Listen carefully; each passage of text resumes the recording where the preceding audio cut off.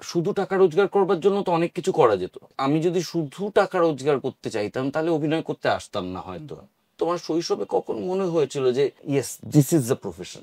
আমার দাদু ছিলেন ডক্টর, তখন এমবিবিএস ডিগ্রিও হয়তো স্টার্ট হয়নি, এলএমএফ ডিগ্রি ছিল। আচ্ছা। So he past his degree from, এখন যেটা এনআরএস, যেটা আগে ক্যাম্পবেল ছিল, দাদুর নাম? সেখানে ডক্টর উমেশ চন্দ্র ঘোষাল, লেট, মানে তিনি ওখান থেকে এলএমএফ ডিগ্রি করেছেন। তো সেখান থেকে আমার ফ্যামিলিতে আর আমার ফ্যামিলিতে কেউ ডক্টর ছিলেন না। সেখান থেকে সবাই বলতো বাবা আবার ফিরে এসছেন, কারণ আমার বাড়ির দুই আমরা ছেলে। সো এটা খুব এইটা ভালো। ছোটবেলা থেকে অলওয়েজ একটা কোরিলেট করা হতো। বাট অনেস্টলি যখন ক্লাস 8, 9 অ্যান্ড 10 ওই যখন স্টেজটা পার হচ্ছিল, ওই সময়টা বেশ কিছু কম্পিটিটিভ এক্সাম এবং সেইগুলো নিয়ে যখন একটু সিরিয়াস হলাম, যখন সেটা থেকে দেখছি, এবং সাবজেক্ট হিসাবেও বায়োলজিটা তখন আমার অনেকটা একটা ফেভারিট, ফিজিওলজি পার্টটা, সেই পার্টগুলো অনেকটা বেশি একটা মোটিভেট করতো বা ভালো লাগতো।